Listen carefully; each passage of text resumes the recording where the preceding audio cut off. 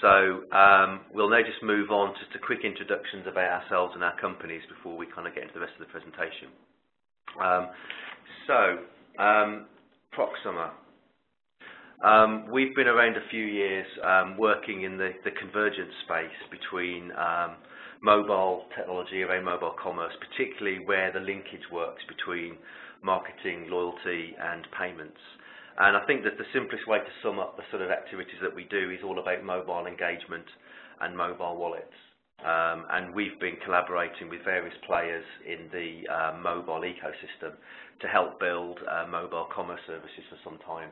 And so that's about Proxama, and just hand over to Rob to give a quick intro to Trustonic. So if you haven't heard about Trustonic, we are a new company formed at the end of 2012.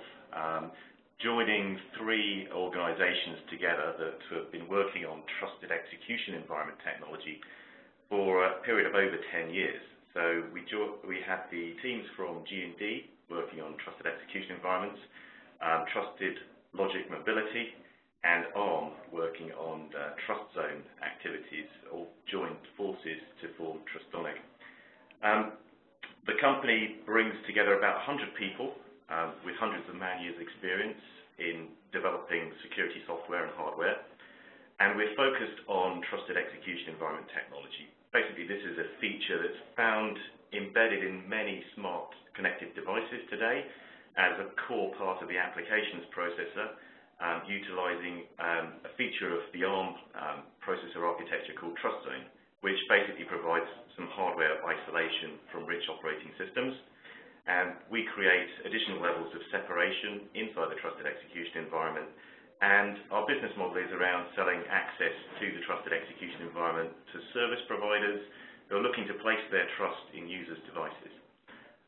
We work with many players in the mobile value chain and also players in developing applications and services to go onto mobile. Excellent. Thank you very much, Rob. Yeah, obviously we're jointly presenting today, just a little slide here just showing where our various remits are, I suppose. So Proxama tends to work on mobile wallet type applications where we have, we work with application providers and wallet owners, working with people like network operators that own the secure elements that secure payment and loyalty and ticket credentials can sit. We do services across the various mobile phone operating systems, and because it's mobile, it all works on a handset. And obviously, we're partnering and working closely with Trustonic, who provides some of the other underlying security features that we take advantage of. Yeah, so Trustonic really focuses on integrating the trust into the device directly through the silicon chips that end up in the smart connected devices. And we also provide the infrastructure that enables service providers to access that root of trust in the device so they can place assets securely into the devices once they're in the field and in the hands of users. Yeah. So typically what happens when we work on a service is we can work on building a mobile wallet application that has mobile commerce and payments in it, and there'll be an element of that run within the trusted execution environment that can provide additional handset security features such as secure PIN entry, etc., and the combination of the two. And we as an organisation work with Trustonic to provide the infrastructure, and we can provide applications that fit within that infrastructure to enable that security to work. So, just before we go into more detail about mobile commerce, we just want to talk through the different types of mobile commerce that we're working across, just to kind of get some classifications out there. So, we're seeing a lot of mobile commerce today, all around sort of peer-to-peer, so like mobile banking, peer-to-peer payments, cross-border payments, which typically uses the mobile channel as the vehicle for doing communications, things like M-Pesa and so on. We've also worked a lot with what's kind of the next generation of mobile really, which is adding contactless card capability into applications on handsets. So this is what we're calling virtual contactless cards. So it's being able to use your mobile phone to tap it to physical point of sale to be able to enable those payments. You know, what most people are doing today as consumers, I'd call kind of online shopping. So it's e-commerce, but through a tablet or a mobile app, you know, very often enhanced via an application experience to kind of make it a little bit more optimized for mobile. And we're also seeing another emergence now of Square, Izettle and others who are providing devices that plug into mobiles or connect over Bluetooth to allow a mobile phone to actually become an acceptance device. So if you look at all of this, the mobile phone is becoming a fantastic vehicle to enable m-commerce, but ultimately mobile phones were never actually designed when they were first invented for doing commerce.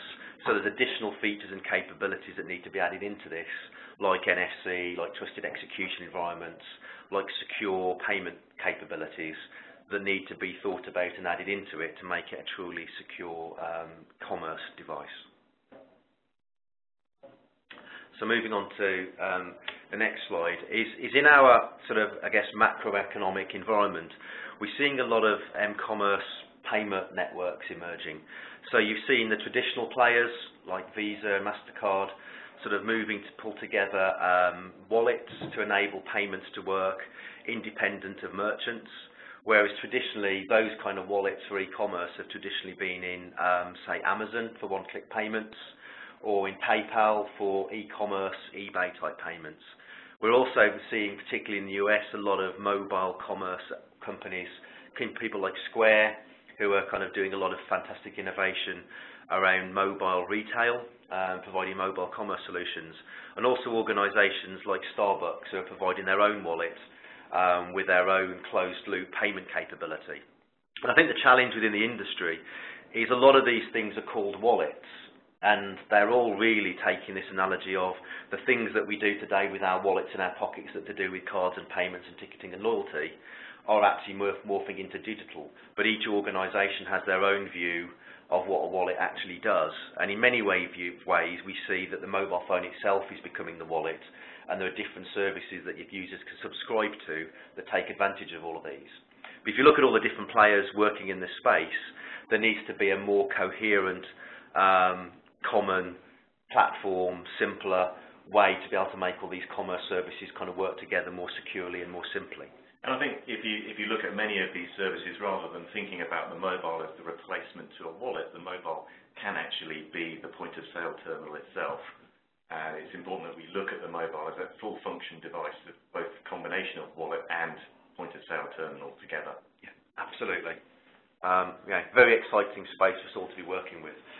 The one thing that Proxama has been involved with for some time is the NFC technology that's been most commonly associated really with mobile contactless payments, which is actually, frankly, one of the most complicated use cases for a mobile phone, because it involves payment companies, network operators, infrastructure companies all working together to deploy things. But we are seeing, say in the UK, Orange and Barclays working together, launching services, Weave evolving in the UK, in a similar way to, you know, ISIS is always pretty much established over in the US, starting to roll out from, you know, 2 cities, international rollout soon. And then companies like Google adventuring into the mobile wallet space, deploying their own wallet and infrastructure. But I think it's very, very fair to say that these are focused on the one use case, which is mobile being used at physical point of sale, not necessarily all those other use cases we talked about, which is a mobile being used as a mobile commerce vehicle. But ultimately, the kind of technologies being used in these kind of mobile wallet services involving secure elements can actually add value to mobile commerce and other types of commerce. And I think those are sort of topics we're going to be talking about today to some extent. So if we look at the parallel market of trusted execution environment technology and how it's been advancing alongside the mobile commerce and NFC transactions developments, trusted execution environment technology is very mature. It's been around for around 10 years and been integrated in many devices in the past, mostly to perform functions for device manufacturers to do things like protect content. Many of those devices integrated a trusted execution environment technology, However, that technology remained inaccessible to many service providers, many of which would find it incredibly useful for performing functions in m-commerce or enterprise authentication. Trustonic was set up in the end of 2012 to change this and to make the trusted execution environment accessible to more service providers looking to use the features of the technology. So we installed a database and a directory to be able, service providers, to connect to these devices. And to date, we have over 100 million devices in the field recorded in our directory that we can communicate to enable service providers to install applications onto those devices. Obviously, this is a small proportion of total Android shipments today, but we see the growth in the market rising double-digit percentage. We have a number of silicon partners that are shipping into the smart connected device market space. Today, it's 6 silicon partners, and in about 15 minutes' time, we'll be announcing a new partner, AMD, joining our ecosystem to ship trusted execution environment technology in many more classes of devices. So pretty much any device that is open, runs an operating system that enables users to install applications is where we see our technology ending up, and we see lots of future use cases in digital TVs, tablets, set-top boxes, automotive infotainment systems, and many more applications. So we're on an upward trajectory of shipments for trusted execution environments. If we also look at some trends in m-commerce, one of the things that we picked up from the UK Cards Association is that the average transaction value on all plastic is just around the £50 mark. And obviously, with the contactless transaction limit being £25, that represents a significant gap for the number of transactions that could be made contactless unless you can secure the user authentication. So we also see that user authentication is going to be incredibly important when it comes to contactless transactions, particularly for many merchants that sell where average transactions are well over the traditional contactless limit. And we also see that online commerce, traditional e-commerce, is increasingly being performed from what's classed as mobile commerce devices, so tablets and smartphones. Now, if we've got the means to secure the PIN entry into the mobile device for contactless transactions, we can make the payment experience for internet commerce a lot simpler. And we'll walk you through the rest of the presentation to explain how we'll bring a unified user experience to both types of commerce. Fantastic, thanks, Rob. So one of the key themes that we really believe in is that the fact that the mobile phone can become an instrument that can connect with the physical world around us. And a lot of the physical things that we use for commerce actually sit within our wallet. So, you know, cards, tickets, loyalty card tokens, identity tokens, access cards, generally are things that we use as proxies for our identity when we engage with the physical world. So one of the key things that we enable organisations to do is to build wallets, whether that's a retailer wallet, a network operator wallet, a bank wallet, a transit wallet, or even a consumer's own wallet. There is enabling technology and infrastructure that's required to be able to get cards and things around us to work on the phone. So one of the key things that's really important with all of this is, firstly, how do I get the right relevant thing happening on my phone when I engage with something around me, whether I'm tapping a poster or a piece of signage or a point of sale terminal or you know, other things around me that can trigger activities.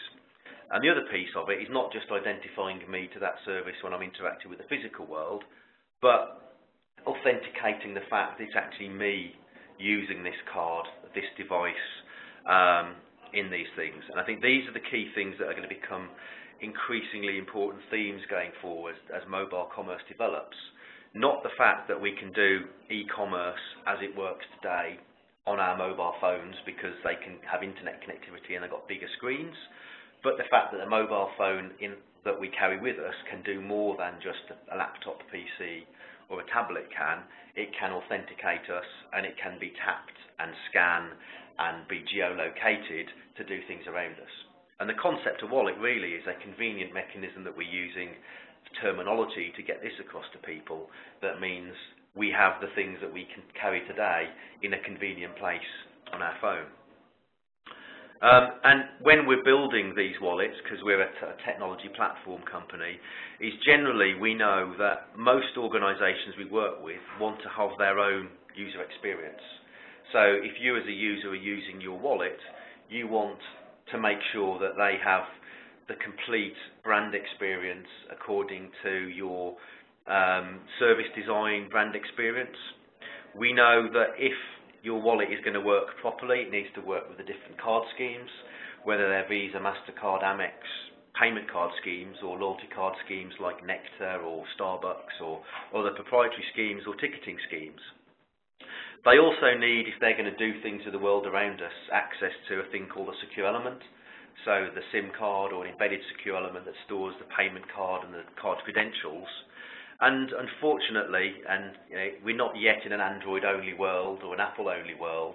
We're dealing with multiple phone types and operating systems. So all of this sort of stuff has to work across a wide range of different network operators, phone operating systems, etc. But one of the key things that we've always believed in, particularly from a payment banking experience, is the payment is just a part of this process. That you're never going to do a payment on your phone if you haven't got the means to be able to find out about things, discover things, and learn about things, engage with things, be offered incentives. So it's all going to be linked into marketing capability. And then they all link to physical secure element. And I think one way of looking at trusted execution is it is another secure element that's on a phone that can be a vehicle for containing some of these things as well as an enhancement for the user interface. Yeah, so the trusted execution environment is a key piece to connect the user interface layer to things like secure elements that would be embedded in the system. So this next slide really answers the question, why do we need a trusted execution environment in the device at all? If you have a secure element in the system, it still needs to interact with the operating system. And the reality today is that operating systems can and do get rooted, either deliberately or inadvertently by users downloading malware from rogue application stores. And when you as a service provider are trying to build an application that stores security critical assets and processes security critical information such as users' passcodes, it's a very difficult task to perform that in an environment that can be fundamentally broken by an attacker. So the trusted execution environment is there to store and perform security critical routines and store security critical assets like keys. And what the trusted execution environment does is provide a safe place for things like PIN capture, biometric matching, to take place on the application processor of the device that actually has the connections to things like keypads and displays that the secure element does not have direct connections to.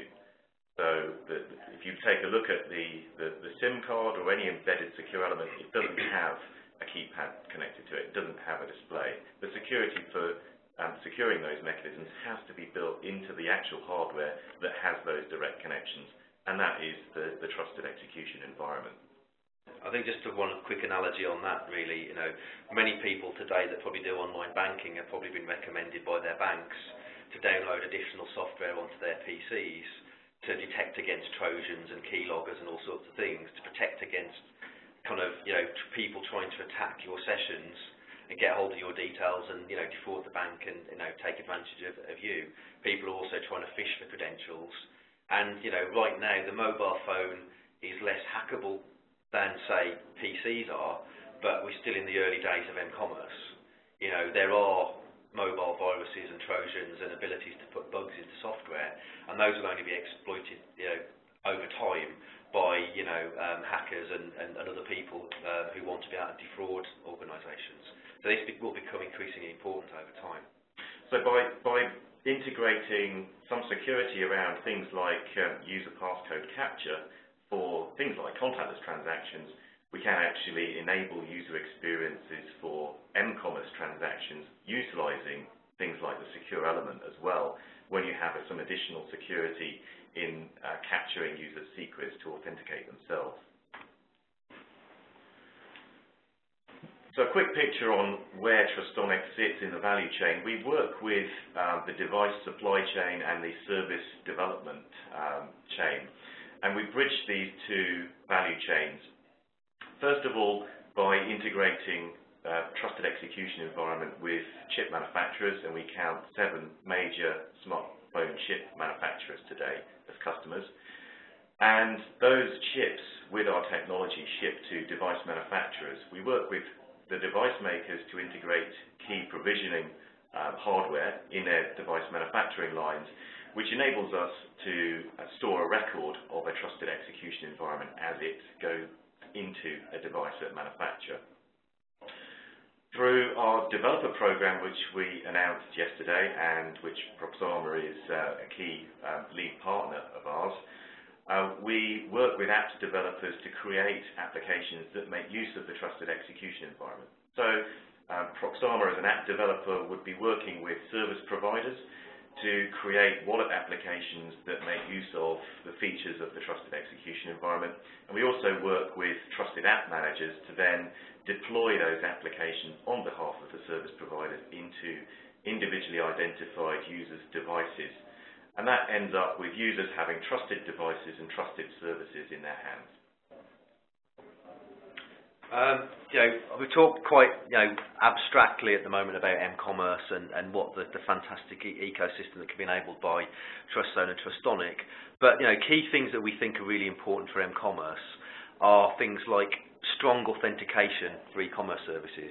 So instead of typing in usernames and passwords or using a separate one-time password device, you can actually use the trusted execution on the phone to make the password entry, the key entry, the data entry authentication better for e-commerce. One of the use cases we showed for mobile as a point of sale is NFC phones, for example, can accept payments from contactless cards. But there is additional capability and security that is required on the handset that can be enabled by trusted execution environment to make that process work. So we have a vision of the future being a standard mobile phone device can take a payment from a card or any other phone, and you won't need bespoke point-of-sale hardware. One of the things we're going to come on to shortly as well is this concept of card present everywhere. So it's the concept that you have your payment card on your phone issued to you by your bank. You enter the PIN securely through a trusted execution environment, and that will give you card holder and card present status, not just for physical point-of-sale transactions, but for mobile commerce and payments anywhere.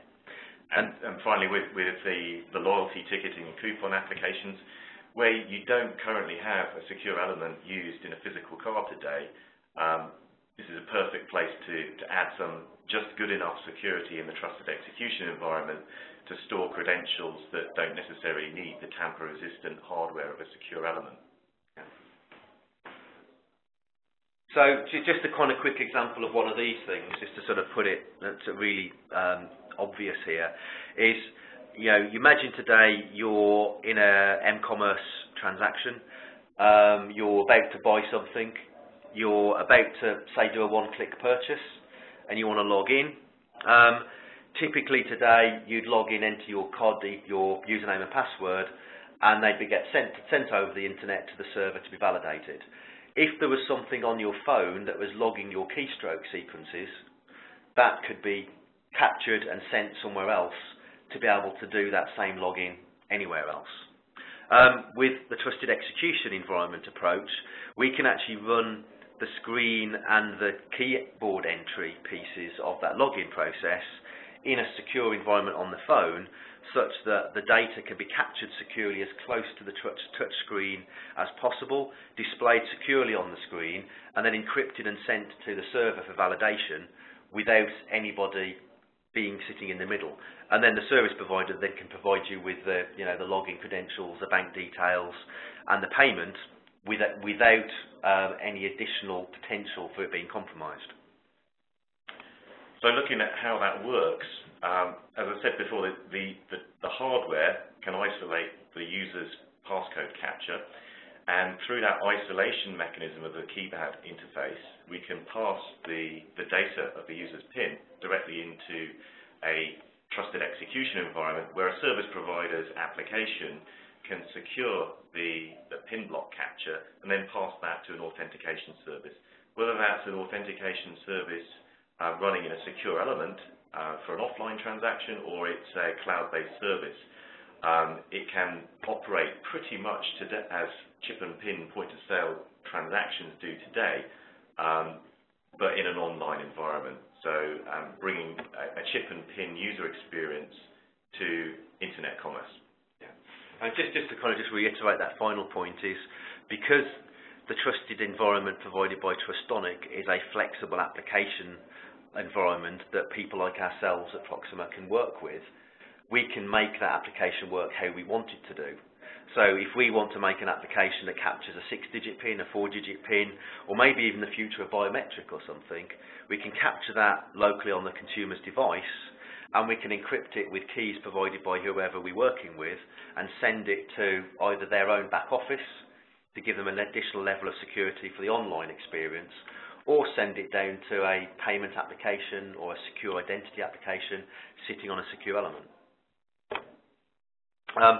One good example of work we've been doing already, which we've been showcasing at various events and trade shows and as a real live demo on real live devices, it's a use case of taking a wallet on a phone that can do contactless payments and adding it into an m-commerce experience. So from a simple perspective, a merchant in a normal m-commerce, e-commerce world would provide their normal storefront, they provide their normal shopping cart, they provide their normal payment processes, but instead of going into a kind of a physical card data entry process or a one-click login process, you effectively just click on a button and it will launch the wallet that's on the phone with the card that you want to use to do the payment. So if that card is a standard EMV chip and PIN contactless payment card, which is embedded on the secure element, similar to what's happening with, say, ISIS in the US, Google Wallet, what Orange and Barclaycard did here in the UK, that card could be used to basically authenticate the transaction. So from the user experience, you pick which card you want to use, you click pay. The secure environment then gets invoked, which can then pop up the keyboard to allow you to enter your PIN. So your PIN is being entered securely on your own device.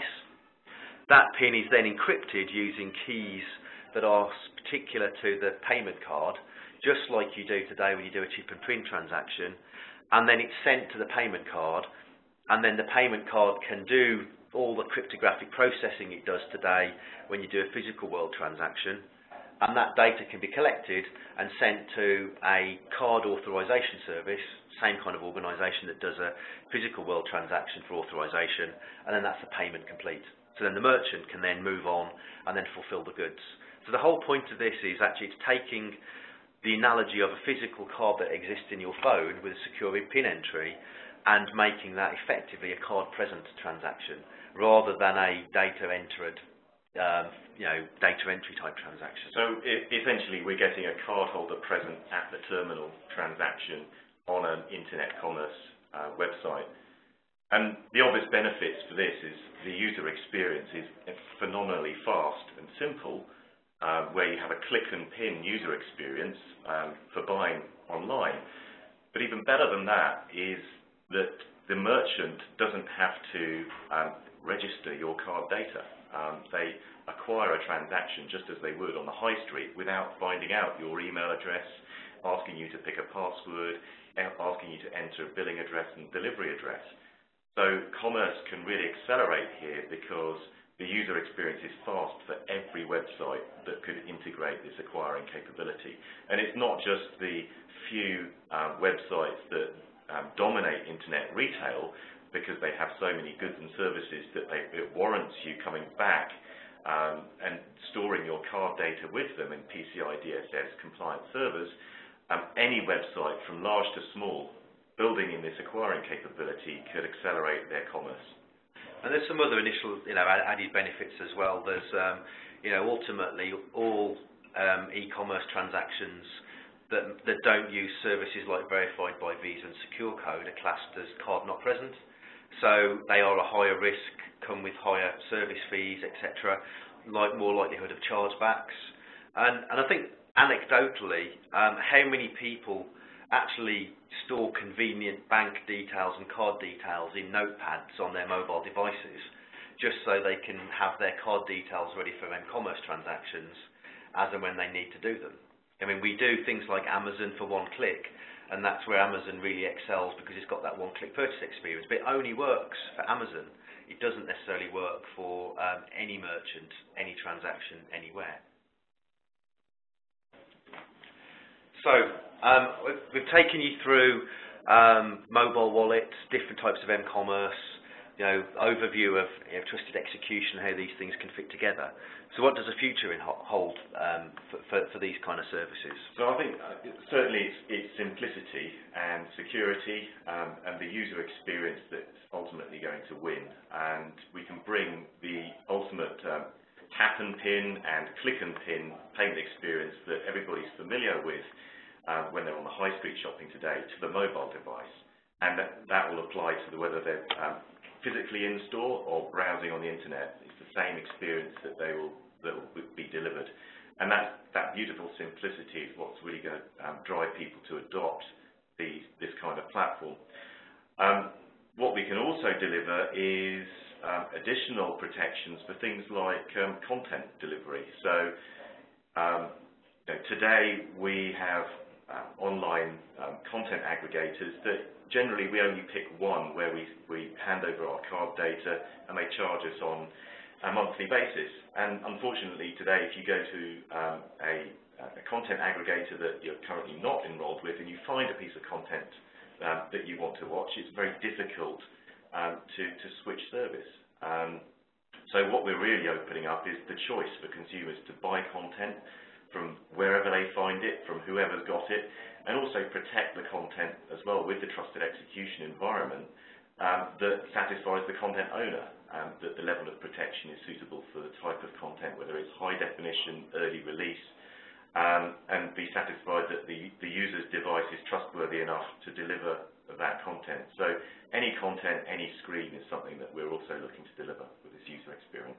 Yeah, and really, the main themes of where mobile commerce is really going now is the fact that the mobile is truly mobile, people are truly mobile, and we are now fully interleaving our digital world and our physical world experiences between the two.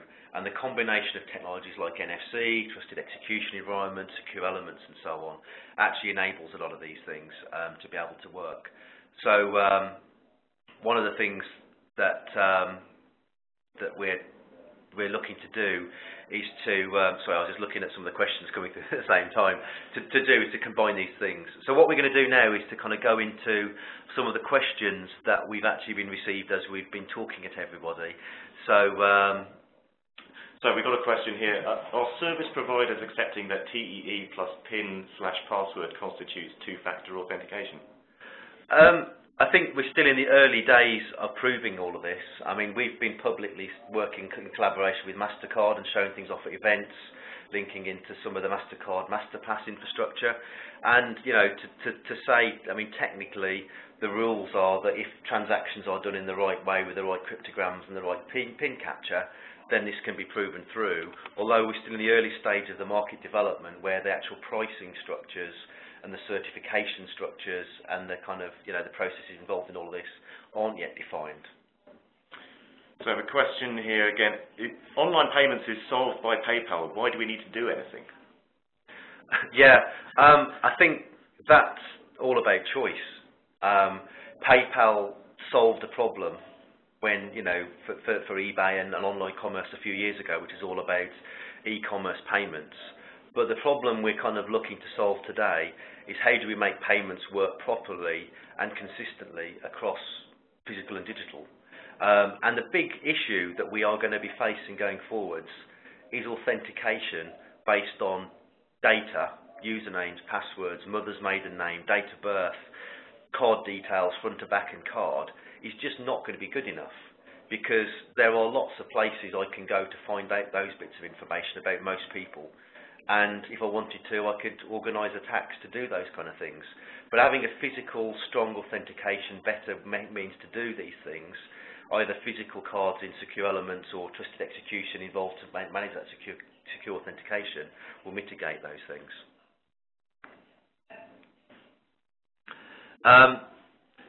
There's a question about how the TE app is identified to a user.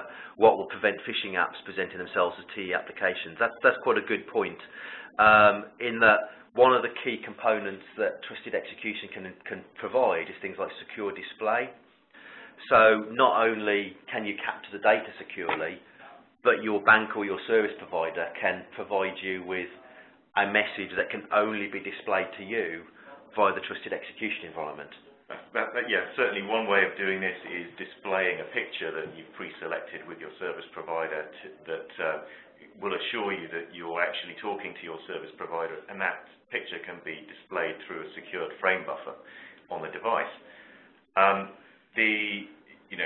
We have talked about the concept of lights that light on a device when the device is in a trusted mode. Obviously, when the light is not lit, the device is therefore untrusted, and I'm not sure that that's a message that many device manufacturers would be happy to present to their user base. So I think it's going to be solved in displaying secrets on the device through a trusted mechanism. I think a similar question we've got as well is how do you prevent phishing even with TE? I mean, obviously you can't prevent phishing per se, because that's asking for, usernames and credentials. But you could display a display that can capture those credentials. But the point we're saying with TE is we can combine the capture of those credentials with a unique key provided by the service provider to encrypt it and send it somewhere, which can't be compromised for the TE. Yeah. So actually the service provider knows it's come from a trusted source. So not only is your data correct, but the source of that data is an authentic one. And technically as well, even if an attacker does discover the 4-digit number that authenticates you to your payment transaction, that number cannot be used by software sat in the rich operating system trying to generate a transaction. The only entry mechanism that is accepted by the trusted application is data coming through the trusted keyboard interface. We just got a question coming through on mobile point-of-sale services. I think what we're seeing today is mobile point-of-sale being defined by hardware you can plug into mobile devices like Square or what Apple are using in their stores to enable devices to become point-of-sale terminals, or things that can connect via Bluetooth. The exciting thing that some of the new technologies emerging like TE enable is a standard consumer mobile phone being able to be used as an acceptance device. So rather than having millions of merchants all with dedicated fixed pieces of hardware that have been certified according to scheme rules, because the security has been handled more effectively with things like trusted execution and NFC and secure elements, you can actually take a standard consumer device and take payments contactlessly from other payment tokens and other devices. And I think that's going to be a major shift forwards in the m-commerce marketplace. I think ultimately as well is that when users are equipped with devices that can secure their own PINs, then the logical place for them to be entering their PINs is on their own devices that they can trust, and not necessarily entering the secrets that they have to authenticate themselves on other people's devices that they have absolutely no means to verify as to whether they're trustworthy or not. I think that highlights some of the kind of the differences as well that we've been through in Europe, where we've gone through a transition of going from sort of mag stripe card technology, which is kind of pretty commonplace still in the US, where you hand over your card, you swipe it, and then the payment gets processed, which is open to your card being taken away. So we've now gone to a mode where we are generally being trained to keep hold of our cards, not give them to someone else, and we enter pins in untrusted devices. Even though they're secure hardware, we still have never actually interacted with that particular device before. The logical shift to my PIN being entered on my own personal device is a major step forward for security and also for consumer convenience as well. And we don't have to stop at PIN entry. We could also look at other authentication mechanisms like fingerprint matching, which leads neatly into the next question, which is a standardized authentication framework like FIDO necessary for this technology to scale? Well, FIDO stands for Fast Identity Online, and the clue's in the title, online. But a lot of the EMV technology has been developed for offline usage scenarios as well, and EMV has its own authentication mechanisms. There could be a convergence point around things like FIDO in the future, and certainly trusted execution environments and FIDO would go very well together, particularly as it provides a good abstraction mechanism for all of the authentication types like passwords, fingerprint recognition, and so forth. We've got one question, which is the one that usually comes up whenever you talk to do with anything with NFC or sort of security, is Apple's plan linking to Passbook. I mean, obviously, Apple are starting to make a play in the wallet space by providing Passbook to hold tickets and credentials and so on, but all using not so secure QR codes and barcode technologies. So you could say that Apple are moving towards what they could do with NFC. And also, more forms of m-commerce. As to whether Apple are using TEE or actually doing anything else or working with Trustonic, I think people would get fired for saying if they were or where they weren't anyway. And most people don't seem to really know what Apple's plans are going to be. I think we've just gone 1 minute over time. So yeah. So I think. Thank you, everybody, for those people that have listened. We'd love to talk to you sort of personally or over internet or email if you've got any further questions. So thank you very much, everyone, for listening. And our contact information on the final page. Please do get in touch with your questions. Thank you very much. Thank you for listening.